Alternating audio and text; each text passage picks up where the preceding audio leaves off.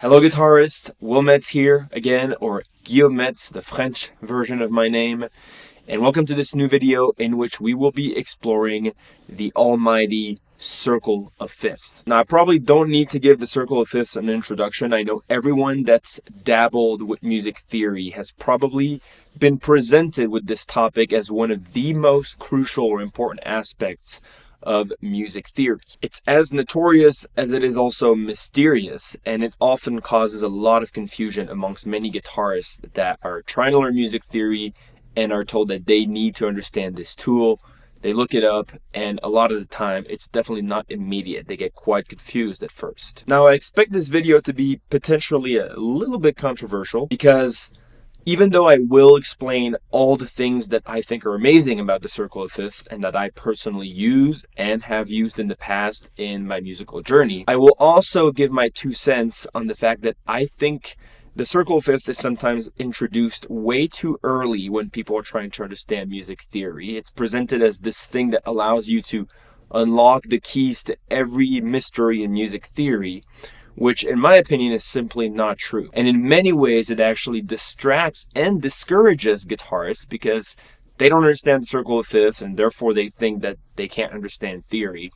When the reality is that they don't understand the circle of fifths because there are plenty of other things prior to the circle of fifths that are way more important in music theory that they would need to understand if they really wanted to unlock what the circle of fifths has to offer. Now again, if there are some defenders of the circle of fifths out there are starting to type their answers already, before you do this, realize that again, there's nothing fundamentally wrong about the circle of fifths, and I do think that it is a very useful tool. It's also a very interesting and mathematically pleasing tool.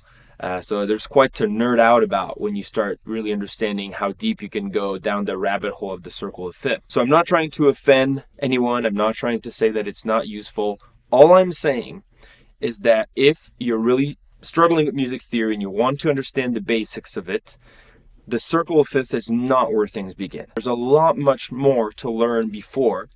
And if you don't learn all these prior concepts, you're never going to really understand the circle of fifths. It's just going to be kind of this weird thing that somehow works and you don't really know why it's useful for chord progressions and things like that. So if anything, this might be relieving to some guitarists watching out there when I say that you might not have to worry about the circle of fifths yet.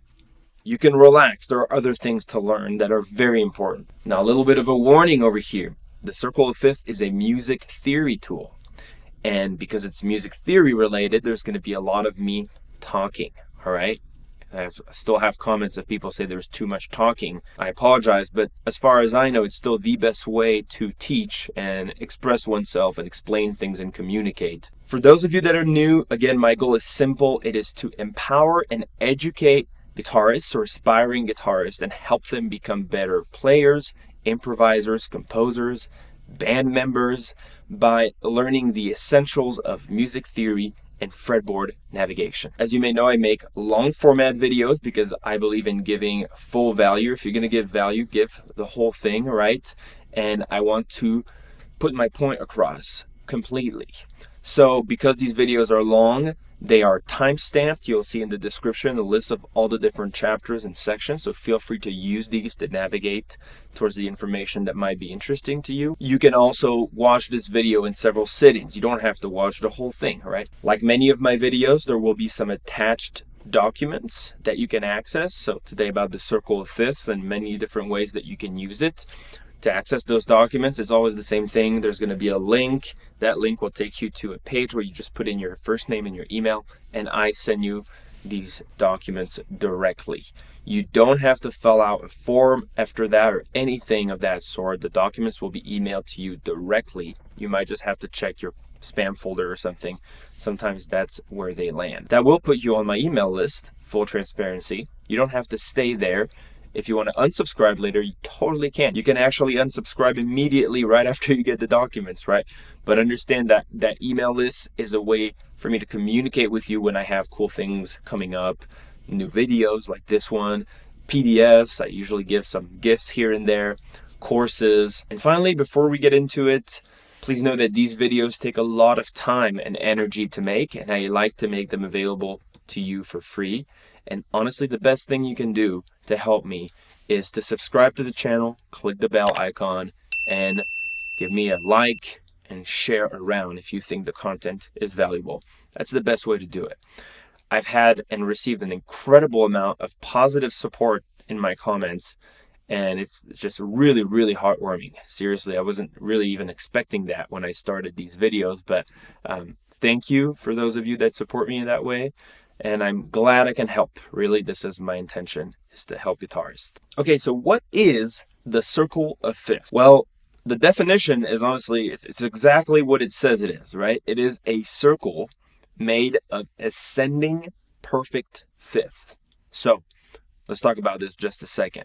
What is an ascending perfect fifth? First, you have to understand that a perfect fifth is an interval. And if you don't know what intervals are, then I recommend that you go and check out my video on intervals. I'll put a link over here somewhere. But I explain intervals in great detail, okay? But to make it simple right now, if you need a little recap, an interval is simply the relationship between two notes. A lot of people say it's the distance between two notes. That's not 100% correct. It's not just the distance.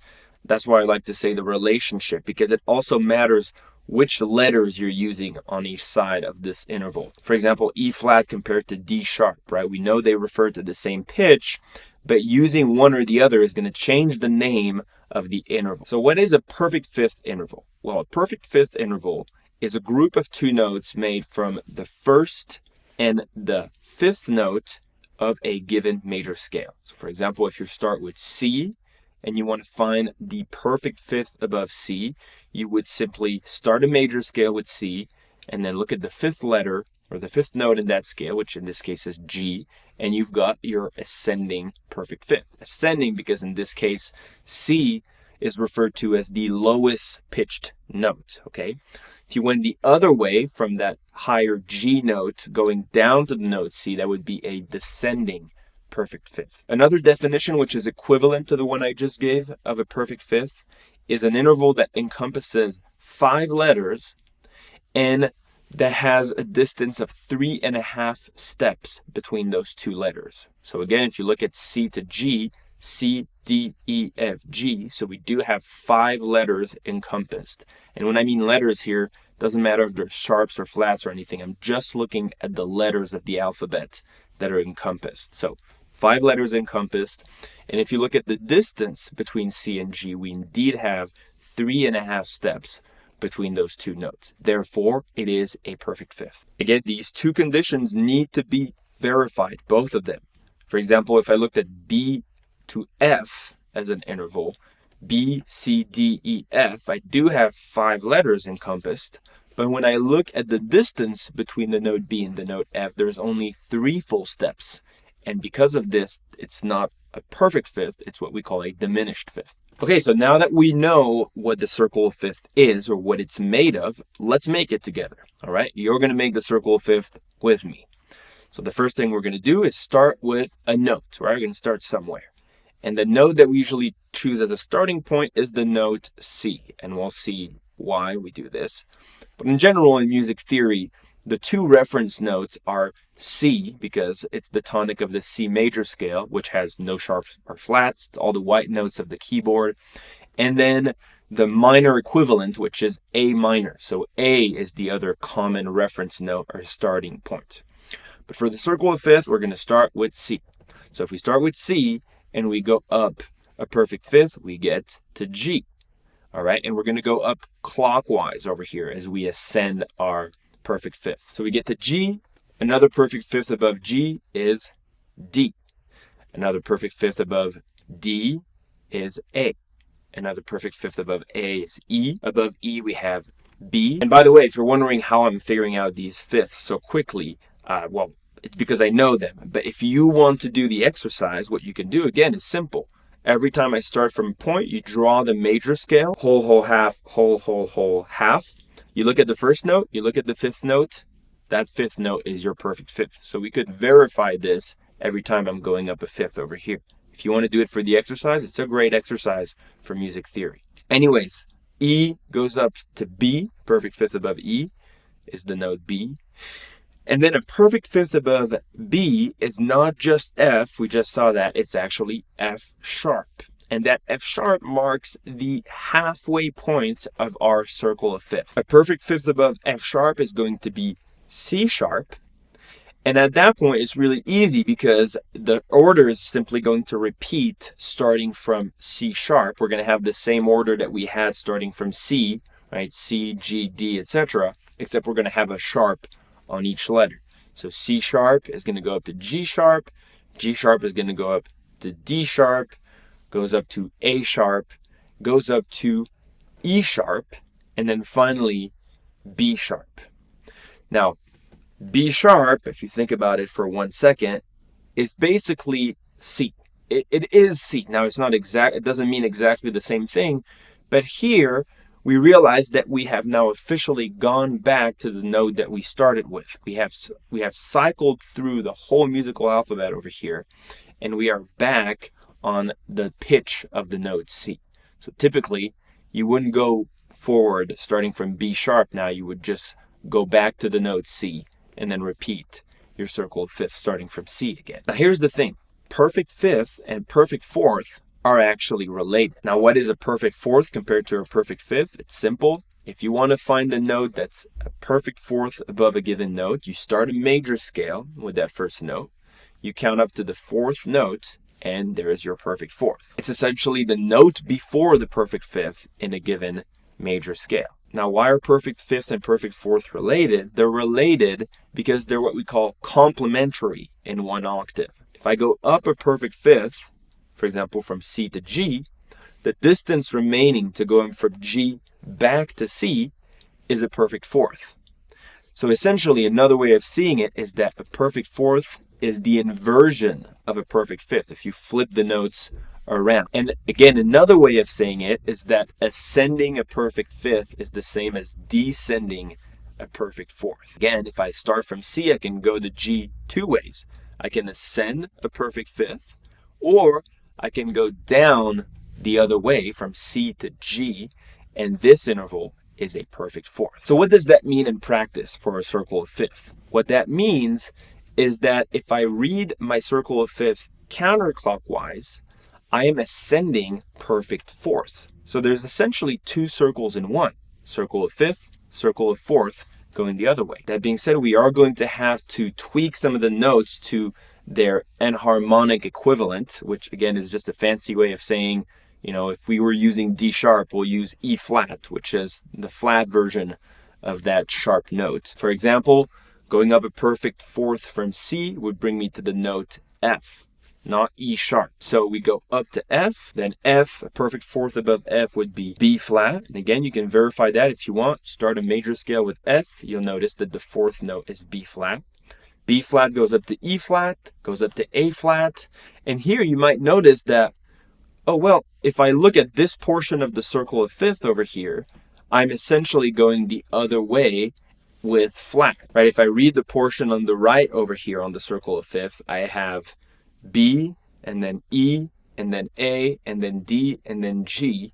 So this order is going to repeat, but with flats on each note. So again, notice this: B flat, E flat, A flat, D flat, G flat, and G flat, again, is the equivalent of F sharp. So G flat is the other way where we can get to the middle point of our circle over here, but going the other way, following the circle of fourth. So an easy way of remembering the circle of fifth, and that kind of allows you to learn the whole thing in just one short sequence, is to remember the order of fifth from F all the way up to B, right? Essentially F, C, G, D, A, E, B. Because then you know that after that B, you get to the F sharp and the circle starts over again. So even if you know that sequence, like we said, F, C, G, etc., it's going to be the same sequence with sharps. And then you also want to learn, of course, that sequence going the other way around so that you can learn the circle of fourth. The other way around, we'd have F, B, E, A, D, G, C. And again, all you have to do is remember that when you go up the circle of fourth like this, starting from B, there's going to be a flat that carries along through the whole rest of the sequence. And there it is, voila, as we say. This is the circle of fifth, and it's also like we saw the circle of fourth. Those two circles are kind of summed up in this one diagram. Now, how is the circle of fifth useful at this point? Well, it's already useful because it allows you to know your perfect fourth and perfect fifth intervals. And these intervals are everywhere in music. For example, the power chord is a perfect fifth, but that's just one example. Knowing the perfect fourth and the perfect fifth of a note and kind of having it immediately pop up in your mind, if I say C, you know G is the fifth and F is the fourth, is going to be really useful to you. Really useful for your fretboard navigation, for making chord progressions, because as we'll see, they're very common in establishing different chord progression and patterns. So knowing the fourth and the fifth intervals is crucial. The circle of fifth will help you do this. Again, if you know those sequences and you know what the circle of fifth looks like and how it's made, you can easily find the fifth and the fourth of a note. It's simple. The fifth is 1 degree above in the circle of fifth, clockwise, and the fourth 1 degree below in the circle of fifth, or counterclockwise. Now on the fretboard, what do perfect fourth and perfect fifth look like? Let's explore that. So for example, if I start on the note G over here on the low E string, how do I get to the perfect fourth above this note? And we're starting with fourths here because remember that the guitar is mostly tuned in perfect fourth. So between the E string and the A string, how do you go up a perfect fourth? You stay on the same fret. Right? G, C. That's the perfect fourth above G. From C, the perfect fourth above C is going to be F. Same thing. How do I get there? I stay on the same fret. From F, which is the perfect fourth above C, how do I get a perfect fourth above F? Same thing. I stay on the same fret. And I get to B flat. Now, that brings me to the G string. You probably know that if you watch a few of my other videos that the distance between the G and the B string is different. It's the only set of two strings that is not tuned in a perfect fourth or an ascending perfect fourth, but a major third instead. The major third is the interval that's just a half step smaller than the perfect fourth, right? G, A, B. There's only 2 full steps instead of 2.5 steps between these strings. So in this case, if I want to go up a perfect fourth, I can't stay on the same fret because that would be a major third. So I have to go up 1 fret, and there's my perfect fourth. And finally, from this, the perfect fourth above B flat, which was, again, E flat, how do I get to my last note, A flat? I stay on the same fret again. So here's one way of cycling through perfect fourths on the fretboard. You simply move up pretty much always on the same fret, except when you get to the G string. So again. Now here's a great way of remembering and practicing your circle of fourth while getting better at knowing your notes on the fretboard. You pick a spot on the fretboard over here. For example, I'm on B flat. And then you cycle through your fourths and you try to remember the circle of fourth, or better, visualize and try to find the name of each note on the fretboard. So again, here you're practicing 2 things at once, and it's a very useful way to get better at knowing your notes on the guitar and remembering your circle of fourths. That links those 2 tools together in a useful way. So again, we could do it. B flat over here is going to go up to E flat. E flat goes up to A flat. A flat goes up to D flat. D flat goes up to G flat. And finally, G flat goes up to C flat, which is B, essentially. So if the perfect fourth above G is C on the same fret, the perfect fifth above G is going to be D, right? A whole step above C. Now this works everywhere again, except when you get to the G string, because again, when you get to the G string, you're missing a half step when you go onto your B string. So you got to go up here for the perfect fifth. Not there. That's going to give you a diminished fifth.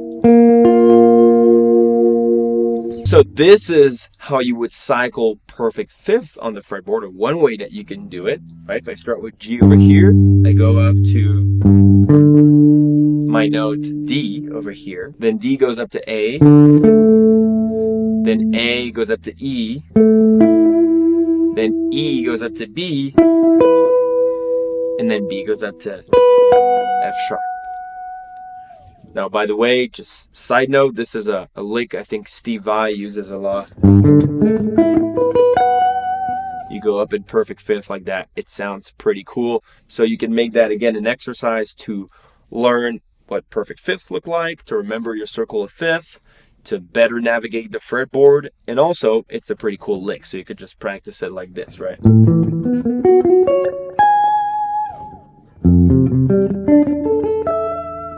Pretty cool line. Now, bonus points, of course, if as you're going up like this, your cycle of fifth, you actually try to say the order and spot that note on your fretboard, so that, again, you're getting better at your circle of fifth and you're getting better at learning your notes on the fretboard. Now, another very useful way of learning how to cycle fourths and fifths on the fretboard, which is actually going to be more useful to you when it comes to chord progressions, is the following. For example, if I start with F and I want to go up in fifth, I go up to C. And here, rather than going up to G, literally going up in pitch to G and keeping going up in pitch, what I'm going to do is remember, how can I go up a perfect fifth? What's the other way? Well, I can descend a perfect fourth.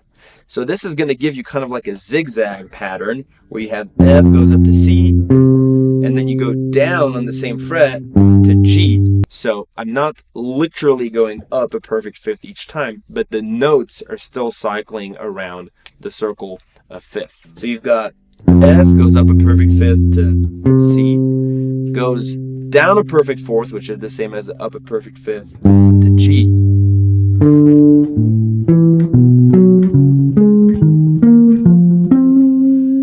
And there you go. And if I want to go up the circle of fourth instead now, what do? I simply take that pattern and go the other way around. For example, if I start on E over here, what's the perfect fourth above E? It's A. But I could also get A by going down a perfect fifth. So I could do my cycle of fourth like this. So circle of fifth, circle of fourth. Now, cycling through fourth and fifth like we did on the fretboard like this is, again, a great tool because you're going to be playing these intervals all the time.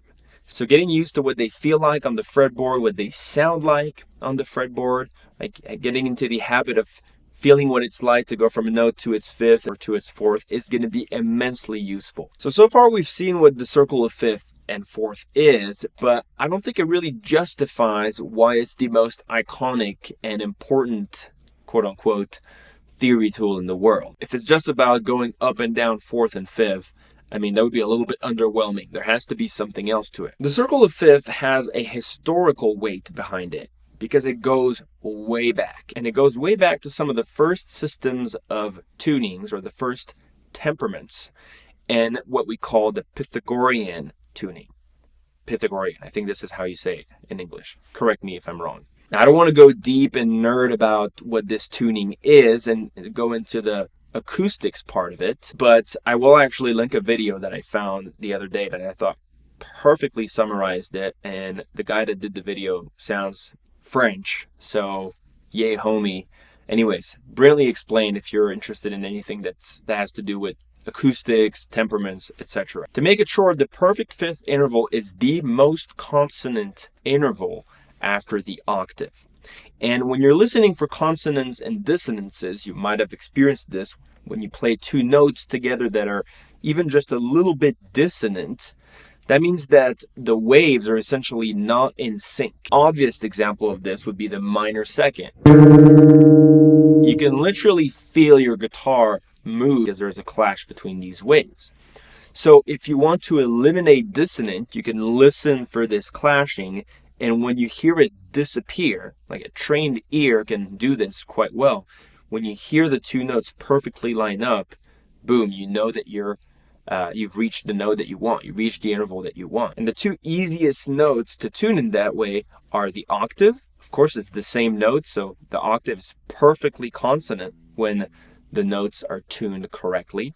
But the problem with the octave is that it doesn't give you any other notes. You're essentially just tuning all of the same notes. The fifth, like we just saw, on the other hand, allows us to cycle through all 12 notes. So technically, you can tune instruments using perfect fifth. Again, we could go deep into this, but this is not the point. The point is to explain to you that because the perfect fifth and the perfect fourth, again, which is the inversion of that perfect fifth, were used for a very long time to tune instruments, the circle of fifth as well has been used for a very long time. So there's a lot of historical weight behind it, as it is seen to be one of the first music theory tools. This is also a side note why a lot of the first string instruments, and still nowadays, the guitar, the violin, the banjo, are often tuned either in fourth or in fifth. So we don't really use the circle of fifth to tune instruments anymore. We use tuners. You probably use the same thing. And again, they are way easier and often more precise in tuning than anyone could achieve unless you have a really good ear. So why is the circle of fifth so important? We saw it's probably not about the fourth and the fifth cycle, even though that can be useful. Two, maybe because of the history and the fact that it was used to tune instruments. That makes it, again, famous. I can see why, but again, it doesn't really, we can't see any real keys behind the music theory world quite yet. One of the reasons why people use the circle of fifth is because it gives us what we call the order of sharps and flats. And this is going to be very interesting in what we call tonal music, to know pretty much how many sharps and flats you have in a given major or minor scale, and which notes are sharp or flat. Let's see how that works. See, we realize that because of how the major scale is built, with its specific sequence of whole, whole, half, whole, whole, whole, half, when we start that scale on a different note, which then becomes what we call the tonic of that scale, we generate a specific number of sharps or flats. The only tonic that doesn't generate any sharps or flats is C. And this is why we're going to start our study here with C at the top of our circle. So let's take a look at this table over here. In this table, I have basically drawn all the major scales, starting with every possible tonic. And then I organized the results going up with additional sharps, meaning that every time you go up to the next tonic, you have one more sharp in the group of notes of that major scale. And going down, every time you go down one row, you have an additional flat in the group of notes. Now, when these scales are organized like this, let's take a look at the tonics and how they are organized. We notice that every time a sharp appears, we are going up a perfect fifth on the level of the tonic over here. C major, no sharps. What's a perfect fifth above C? G. G major, one sharp. What's the perfect fifth above G? D. In D major, how many sharps? Two sharps, etc., etc., etc. So every time, starting with C as the tonic, you go up the circle of fifth, you have an additional sharp in the scale. Now, if we go the other way around, going down in our table over here, let's look at the tonics again. We realize that they are organized in ascending perfect fourths. Start with C, 0 sharps or flats. F, which is a perfect fourth above C, in F major there is 1 flat. Go up again to B flat. In B flat there is 2 flats, etc., etc. So the order in which flats appear follows the circle of fourth, which is essentially the circle of fifth, read the other way around.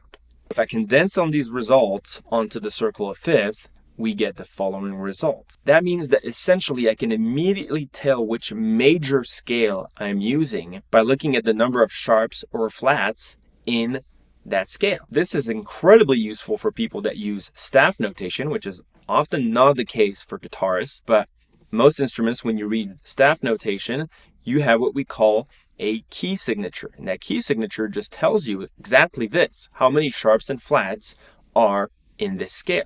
And at first glance, you can just literally open up a chart, look at the key signature, and by just looking at the number of sharps or flats, you can tell which major scale this whole tune is based on. As you know, every major scale has what we call a relative minor scale. So if you're in C major, for example, there are no sharps or flats in your bank of notes, but the same thing is true in the relative minor of C major, which you get by looking at the sixth note of that major scale, right? The sixth note of a major scale gives you the relative minor tonic.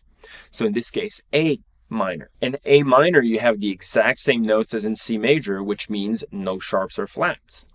So now we have to essentially restart our circle of fifth, not with C, but with A. And this will give you the order of sharps and flats in natural minor scales instead of major scales.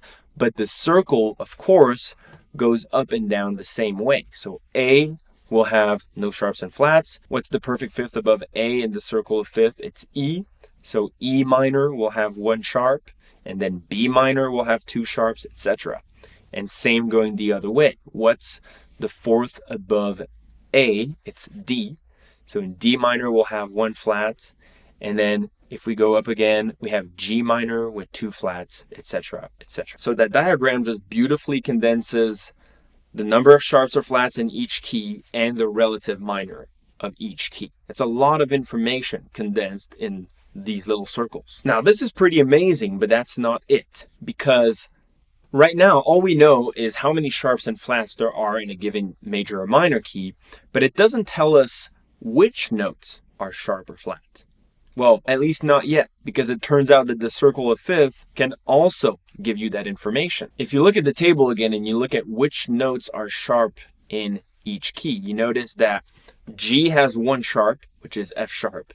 And then when I go up to D major, there's two sharps, which is F sharp, the one of the previous scale, and C sharp, all right, F sharp, C sharp. Then if you look at A major has three sharps, F sharp and C sharp, which were the previous sharps again, and then an extra sharp, G sharp, F sharp, C sharp, G sharp. Do you see the pattern over here? That's the circle of fifth again. So not only do sharps appear as you go up the circle of fifth starting with C, but the notes that you get that are sharp also follow the circle of fifth, but starting with F, or F sharp to be more precise. So the circle of fifth can allow you to know how many sharps there are in a key and which notes are sharp. Let's take an example. Let's say you want to know how many notes are sharp in B major and which notes are sharp or flat. B major, you start your circle of fifth with C, that's 0 sharps or flats. Then you have G, 1 sharp, D, 2 sharps, A, 3 sharps, E, 4 sharps, and B, 5 sharps. So we know we're going to have 5 sharps in B major. Which notes are going to be sharp? So we start with F as our first sharp. So we get F sharp, then C sharp, then G sharp, then D sharp, and then A sharp. And those are our 5 sharps. And you can always test the result because you can see that the last sharp in a given major scale that has sharps in its collection of notes is always going to be the major seventh of that scale. So here again, we were in B. What's the major seventh in B? You go down a half step, it's A sharp. So when you're checking yourself, if the last sharp that you find is the major 7, you're probably good. So this is pretty interesting, and it also works with flats. So how do we know which notes are flat going the other way with the keys that have flats on their bank of notes? Well, again, we see that in F, we have 1 flat, which is B flat. In B flat, we have 2 flats, which are B flat and E flat. In E flat, we have 3 flats, which are B flat, E flat, and A flat. So you can see how flats follow the circle of fourths, but starting with B flat. So how do I know how many notes are flat in D flat major and which notes are flattened in that key? Same thing. I start my circle of fifth. I know that C has 0 flats. F has 1. Then we have B flat with 2 flats, E flat, 3 flats, A flat, 4 flats, and D flat, 5 flats. So D flat has 5 flats. Which of these notes are going to be flat? Well, now I start with my circle of fourth with B flat, and then I simply go up 5 degrees. So I've got B flat, E flat, A flat, D flat, and G flat. These are the notes that are flat in the D flat major scale. And how do I check myself over here? It's not the major 7 trick anymore. The way to check yourself is the last flat that you find should be the following degree in the circle of fourth. And here indeed, after D flat, the next degree is G flat. Okay, so that's, again, it's a way of just checking yourself. You don't have to remember this necessarily, but it's a way of checking yourself. So there you go. The circle of fifth and the circle of fourth, which is part of the same circle, can tell us how many sharps and flats there are in a given major scale or its relative minor. And it can also tell us which of these notes are sharp or flat. So you can see why the circle of fifth is really easy to nerd out on. Because as we keep going forward, we see that the circle of fifth allows us to give you so many different, seemingly unrelated truths in music theory. It's a tuning system. It allows you to know your fourth and your fifth intervals.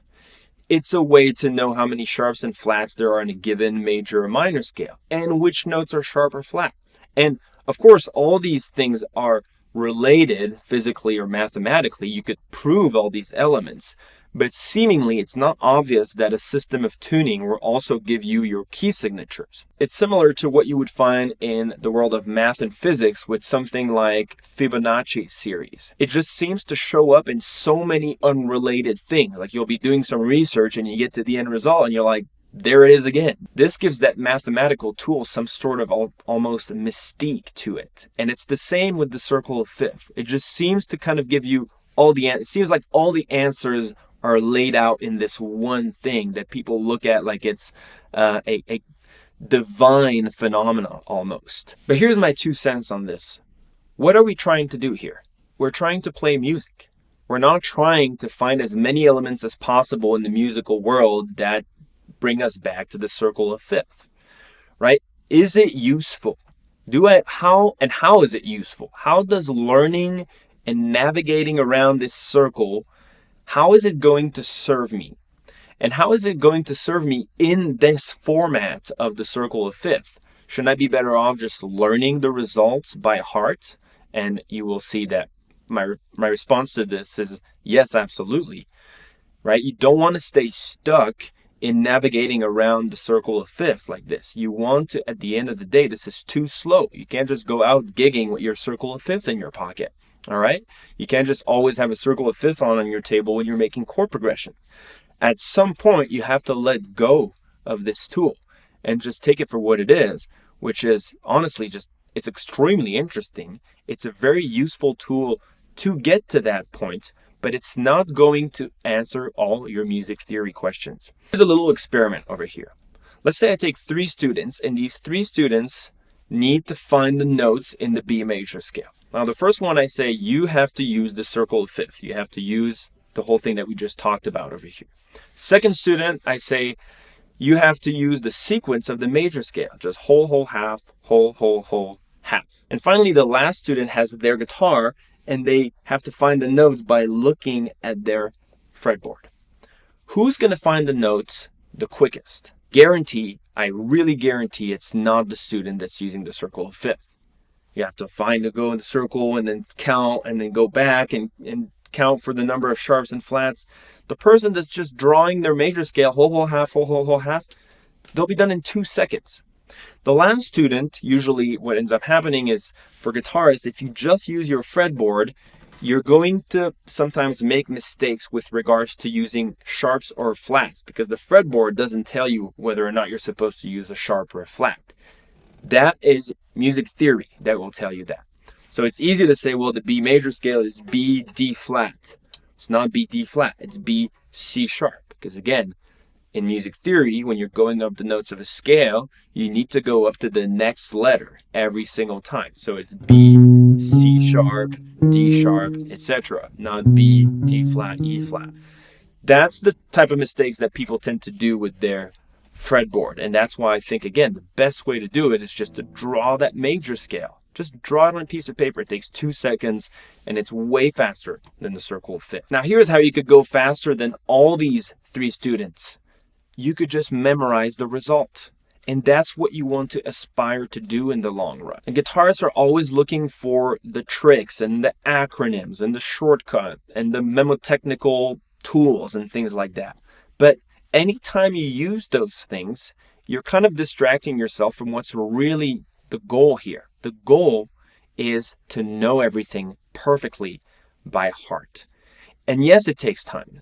But you've learned your multiplication tables. You've learned a lot of things in your life that supposedly if you were to relearn now, you would say, God, that's going to take some time. But you have to do it. You will beat everyone in speed. And speed is what you need, by the way, if you're gigging, if you're on the spot, or you don't have time to use all your tricks like this. You just need to know. If someone says B major, you need to know. It's 5 sharps. These are the sharps. That's the relative minor. Let's go. All right? This is how you really get to the mastery of music theory. Now, not everyone has the same type of memory. Some people have very visual and photographic memory.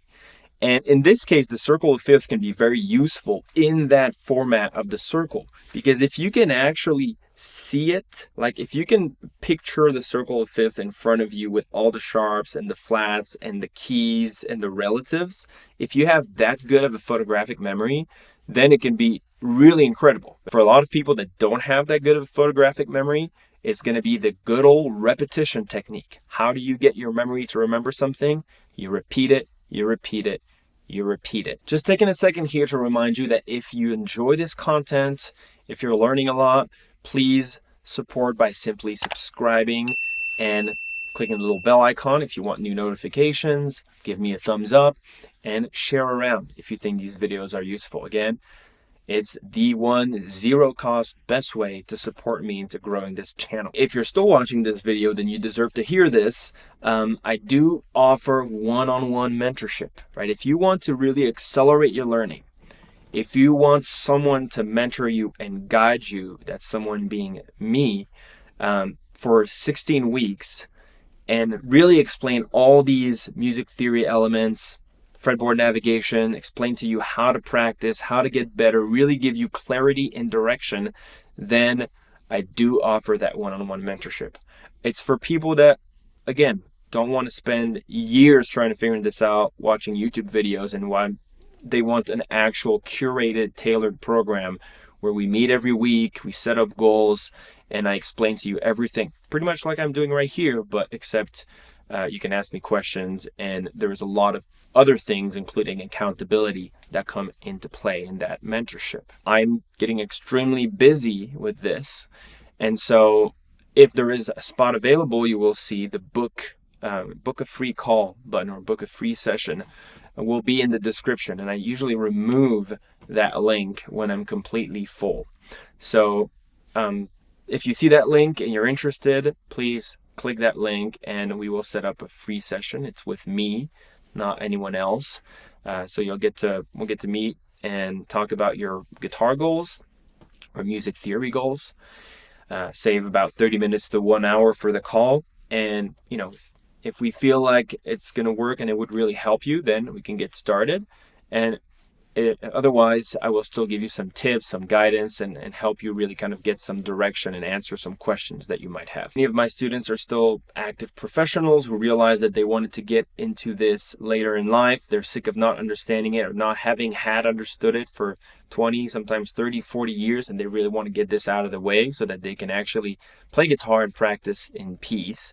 And I also get a lot of songwriters that, you know, kind of feel sometimes like they're imposters because they've learned a lot of things, but they really don't know how to communicate the language of music, and in their bands or in their projects, it really starts hindering them. So those are two of the most common types of students that I get. So if you recognize yourself there, again, book a call, let's chat, and let's see how I can help you. So another way that the circle of fifth and circle of fourth are used a lot is when it comes to making and analyzing chord progressions. You might have noticed by looking at chord progressions that there's people talk a lot about 1-4-5, 4-5-1, etc., etc. What do they refer to when they talk about these things?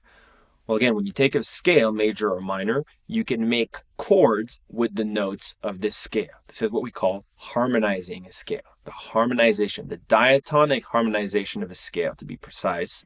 You can do it in triads, major and minor chords, and tetrads with major 7, minor 7, right, if you add the 7. So when you harmonize a major scale, you get a chord on top of each degree of the scale. And we refer to these chords by the degree onto which this chord is rooted. So for example, in C major, the first chord is a C major, and we'll call it the 1 chord, using a big Roman numeral 1 to show that we're talking not just about the note C, but a chord that's built on top of the note C. So degree number 1 is major, number 2 is minor, number 3 is minor, 4 is major, 5 is major, 6 is a minor, and 7 is diminished. So again, this is true in any major scale. And these are the chords that we use to make the common chord progressions in this key. The key essentially refers to the scale that originates the tune, including the chord progression. Now, what chords do we tend to use a lot? Well, of course, the 1 chord, right? The chord of D tonality. But the 4 and the 5 come up all the time.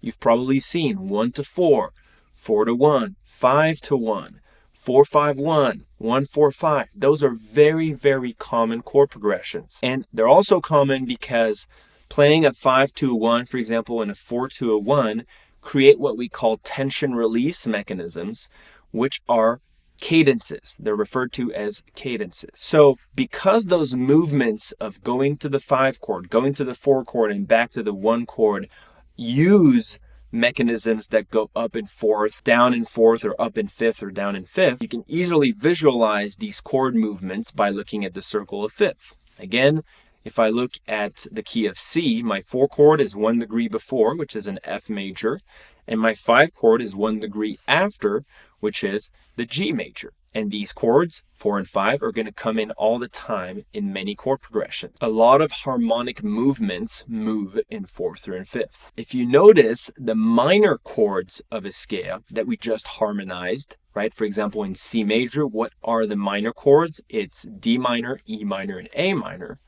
Well, if you look at the circle of 5th, you notice that these degrees correspond to the relative minors of the key, which is C, right? The relative is A minor. And then the relative minor of the 2 surrounding keys, or the 2 surrounding degrees in the circle of 5th. What's the relative minor in F? It's D minor, and that's the 2 chord in the key of C. What's the relative minor of G? It's E minor, and that's the 3 chord in the key of C. And again, A minor is the 6th chord, and it's the relative minor of C.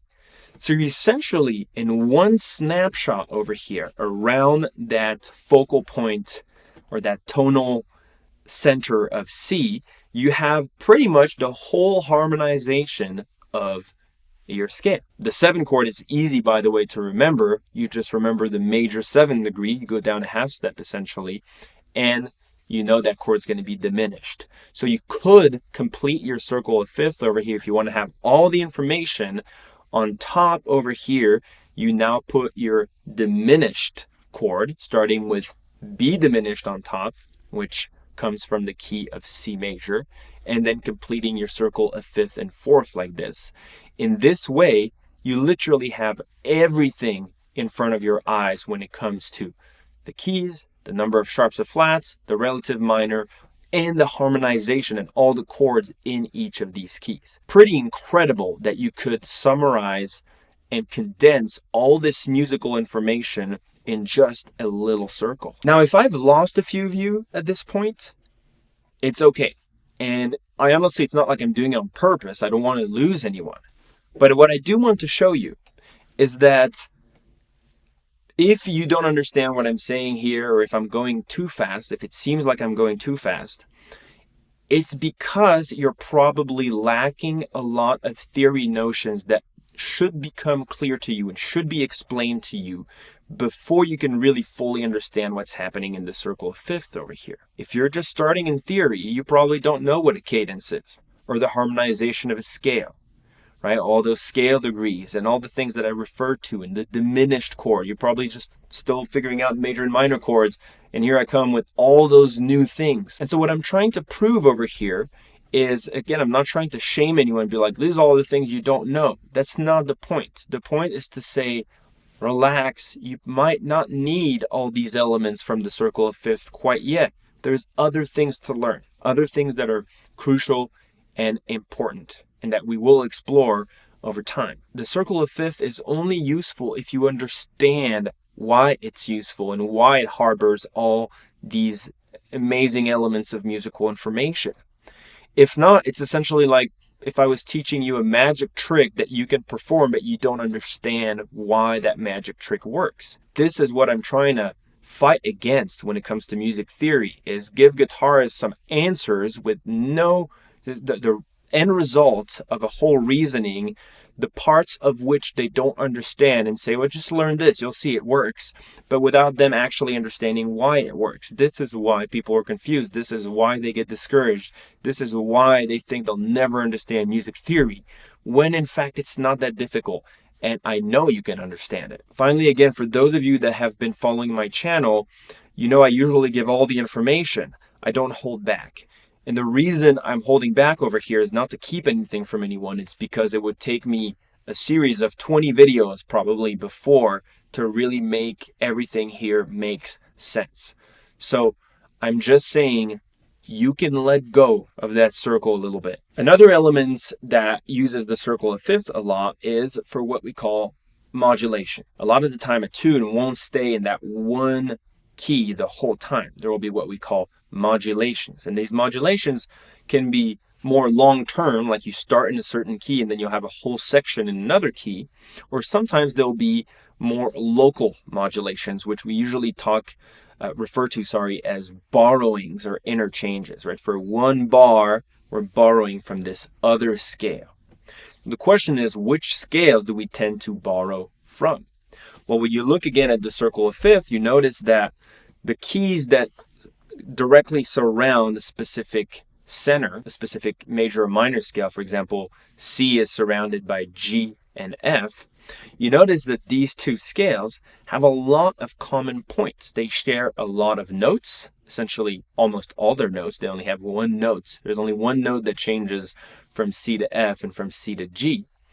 They share a lot of chords. For example, in C major, we have a C major and a G major and an F major. Well, C major and G major are also in the key of G, and C major and F major are also in the key of F.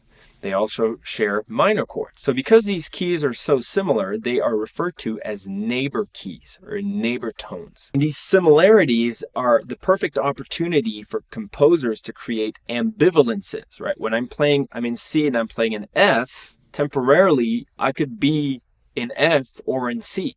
And so these kind of like portal chords are great opportunities to create modulations towards those neighbor keys. The neighbor keys are one of the most common sources of, again, modulations or local modulations, so borrowings or interchanges. You're often going to be finding yourself playing those neighbor keys while being in the overarching key of C, for example.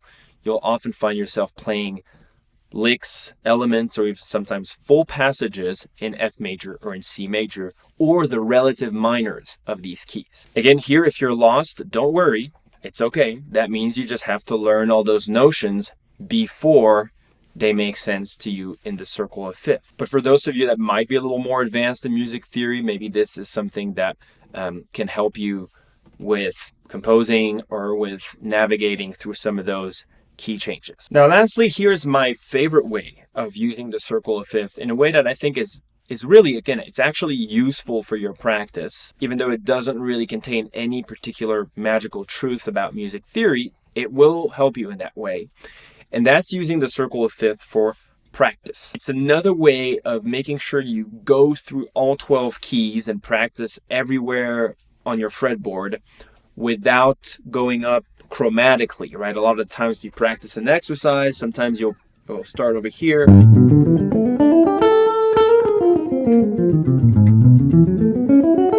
right? Chromatically, chromatic meaning going up a half step and a half step, etc., etc., is a way of cycling through all 12 keys. But using the circle of fourth and the circle of fifth is another less obvious way of doing it. And it's very useful because, again, turns out those mechanisms of fourth and fifth come back all the time. So if you practice the major scale and then go up to the next degree in the circle of fifth and then to the next degree, etc., etc., especially if you stay in the same position. For example, I could practice C major here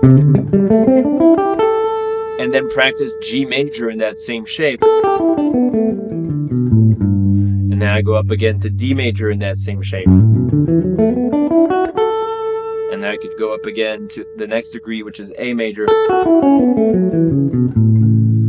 Practicing and cycling through using the circle of fifth like this is a great way of learning how to navigate your fretboard.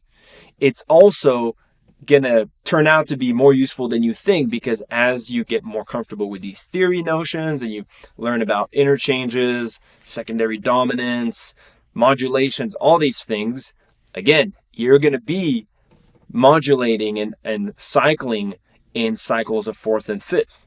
And so if you've practiced this and it already falls under your fingers when you get there, it'll click way easier. You'll be like, oh, okay, I get this is kind of this exercise I've been working on. It's a great way of practicing, of alternating and switching between pentatonic scales or major scales, etc., following a system. So again, you have a system that you can rely on to. It's not just chaotic. You're following a system for your practice, be it with scales, with chords, etc. And then you'll see later on that practice will pay off even more than you think, because you will end up modulating following these systems. Again, for chords, for example, I could follow, playing just major chords, I could follow that sequence that we talked about in following the circle of fifth. So you could go. Again, what am I doing here? If I look at my root movement, I'm going up a fifth and then down a fourth, which again brings me up a fifth in the circle of fifth. And I'm just playing major chords each time.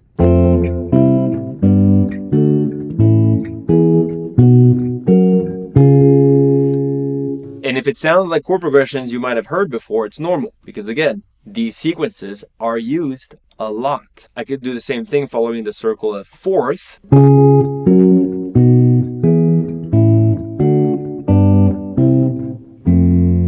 So see, it's a great chordal exercise. It allows me to practice my technique, and it also brings some musicality to that technical exercise and sets me up for success once I start getting deeper into chord progressions. Okay, everyone, well, this is it for today about the circle of fifth. I hope this was not too disappointing or anticlimactic of a session. Maybe you were expecting to just have all the lights turn on in music theory.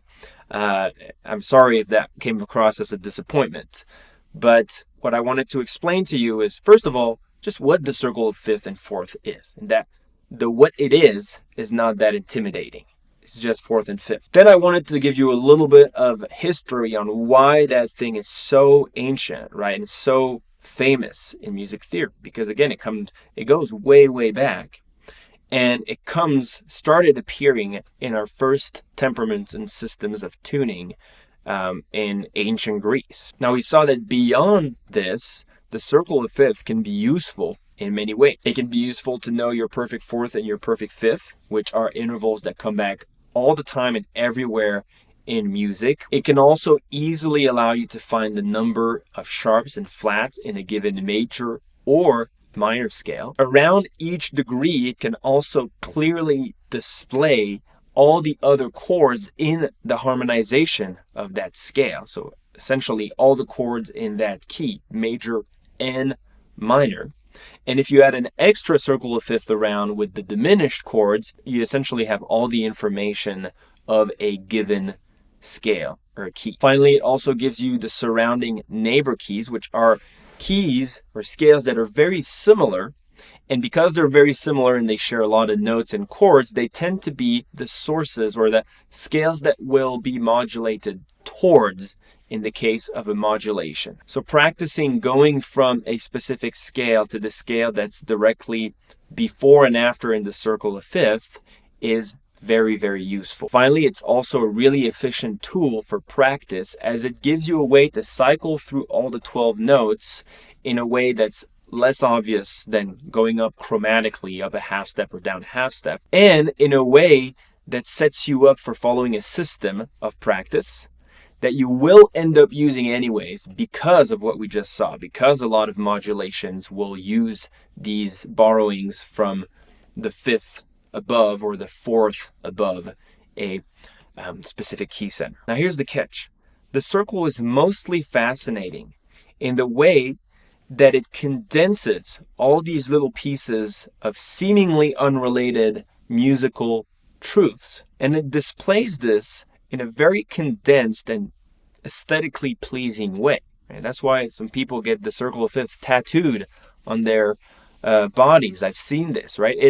It becomes kind of this mystical object, this mystical truth about music theory, because it seems to hide in this puzzled way. It seems to hide all this ancient music theory information. But understand that this is not the way it goes. It's not this way around. It's not the circle of fifth is the key to music theory. It's all these elements about music theory turned out to be condensable in the circle of fifth because, again, of how important movements of fourth and fifth are in music theory. It's more important to learn all the notions that would allow you to see all this information, understand all the information you can have in the circle of fifth. It's more important to go this way around. By the time you've learned all these things, the circle of fifth, again, just exposes itself as what it is, which is an interesting tool, an interesting, pleasing way of condensing all these different pieces of musical information. But the reality is that if you really want to master all these things, it's not about the circle of fifth. It's about memorizing all the results that are within the circle of fifth. You don't want to walk around with the circle all the time, right? You don't need a circle when you're going to gig. You need to remember and memorize all these things. Don't get caught up in the memotechnical aspects of it. Don't get caught up in sequences and always having to go F, C, blah, blah. This is too slow. You need to remember all these results. Only then will you have mastered those elements. Again, some people will say, well, yeah, but I'm not a pro, so I need some sort of trick and help because this is not what I aspire to. I don't want to just go gig. I just want to have fun and play music. And in this case, yeah, of course, use the circle of fifth if you want. Put it on your desk and use it to remember which chords you can use to make chord progressions. But if you're looking to go one step further, then you're going to need to memorize these things. And even if you want to just use the circle of fifth for your own pleasure and to compose and things like that, you still need to understand why it is what it is and why it works and why all these elements that it condenses are true and important. Thanks again for watching this video. Again, you can access all the different documents down there. There's a few different ones. There's one about the circle of fifth itself. There's one about how to actually find this. There's one about how to find the number of sharps and flats, etc., that we talked about. One about neighbor tone modulations, which might be a little more advanced. But again, I put a bunch of different things over here that might apply to different levels. So, just have the honesty and self-reflection to know if the tool might be just a little too advanced for you. But nonetheless, you'll have the circle of fifth and a bunch of goodies down there. So again, put in your email address and your name and I'll send them directly to you. I recognize that this video was much more theory heavy than what they normally are. There wasn't a lot of playing. I probably could have put my guitar over there and not hold it. But again, I know so many people get sucked into this rabbit hole about the circle of fifth, and I wanted to give you an opportunity to get out of it and to take a deep breath and realize that you don't need this to become an excellent player and to make a lot of progress. In fact, you could easily get more distracted by it than it would actually help you. If you enjoyed this video, again, the best way to support me is to subscribe. Subscribe, give me a thumbs up, click the bell icon and share, right? Those all the little things you can do there if you want to support, but the most important is the subscribe button. Once again, thank you very much for watching these videos. It really means the world to me. The support and kind words that I've gotten have really motivated me to keep going as much as possible. Thank you very much. I wish you luck and a lot of fun in your musical journey. Educate yourself, become the best musical version of yourself, and see you in the next video.